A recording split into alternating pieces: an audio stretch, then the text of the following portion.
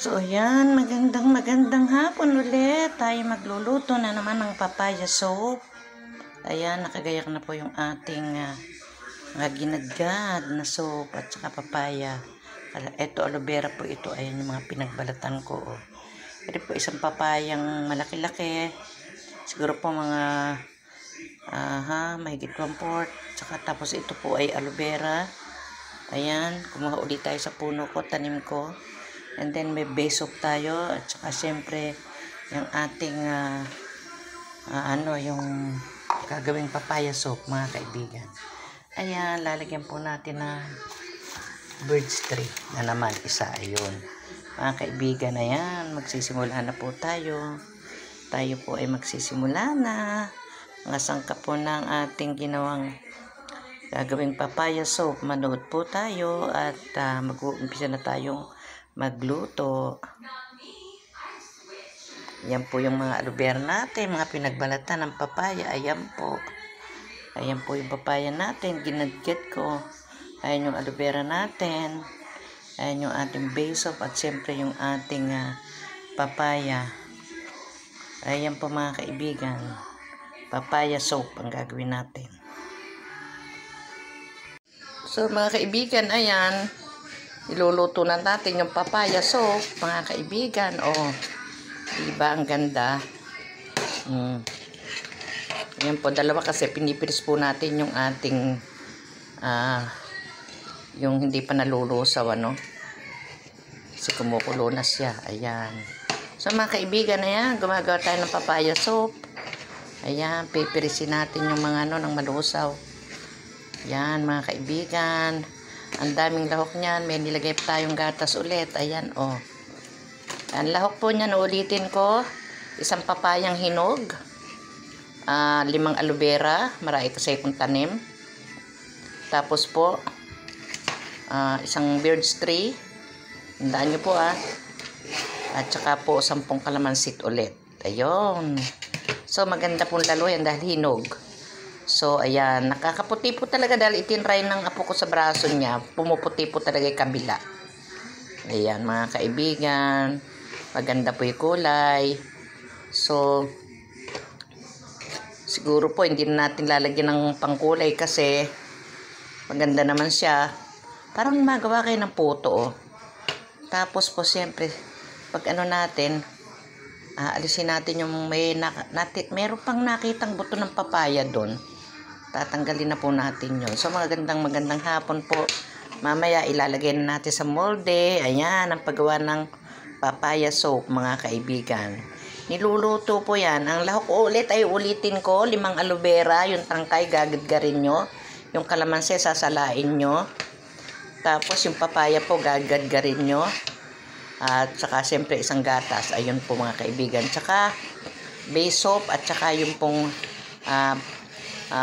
sabon na ginadgad natin, kulay orange. Ayan, mga kaibigan. So, mga organic po yan. Ayan po. Ayan. So, ayan na po. Nakalagay na sa molde. Mamaya po, tatanggalin na natin. Ayan po, ang sangkap po niyan ay 5 in 1. So, mapakaganda po sa kutis niyan. Kahit itry nyo po sa isang braso nyo, maganda po ang kinalalabasan. Pumupusyaw po talaga. So, ayan po. At maya tatanggalin na natin sa molde yan. Yan po yung ginawa kong sabon. Magandang buhay po sa inyong lahat. At sana po lagi kayong manood ng mga vlogs ko sa paggawa ng sabon. Ayan, mga kaibigan. Ala pong kulay yan. Natural lang po. So, mga kaibigan, ayan, luto na po yung sabon natin.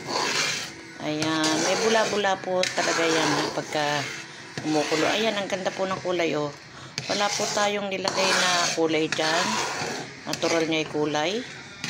Organic soap po yan.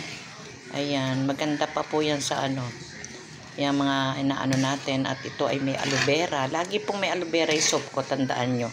Pampaalis ng mga kati-kati sa balat. Pampaganda ng kutis. Ayan po, mga kaibigan. Ito po yung molde natin. Lalagay na natin dyan. So, alam nyo ba, marami pong bumibili sa akin ito kasi aprobado po. Kasi kuminis po yung balat ko dito Pumuti po ako ng konti.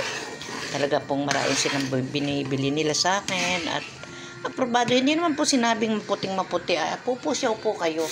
Kung ang balat nyo naman po yung morena, talagang morena na lang tayo, ano.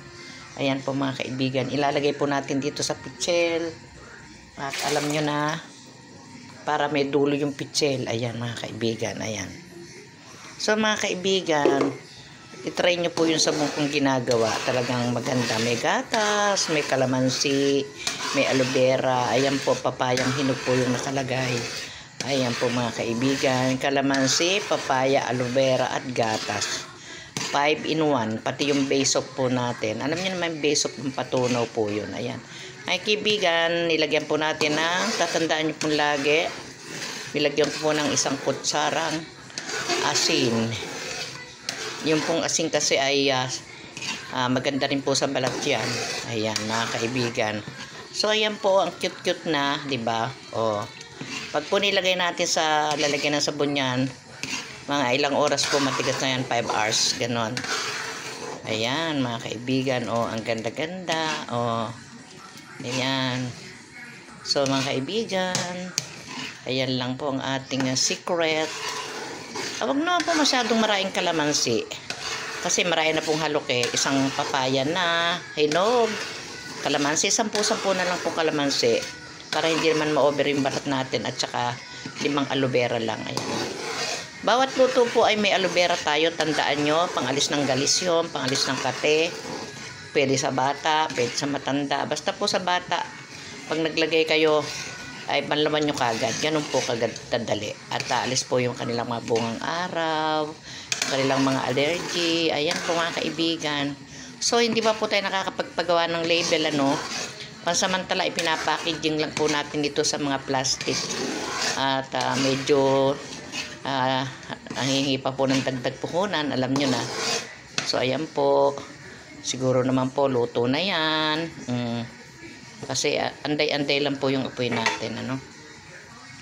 So, ganyan lang po ako magluto, pakunti-kunti. Kung ngayon, kung marami po tayong molde, ay, kasi in-order ko pong molde, hindi pa dumarating. Yung, meron po tayong in-order na bilog niyan, bilog. Yan, mga kaibigan. So, alam niyo po magkano isa nito? 200 plus. At saka, ayan, 200 plus po.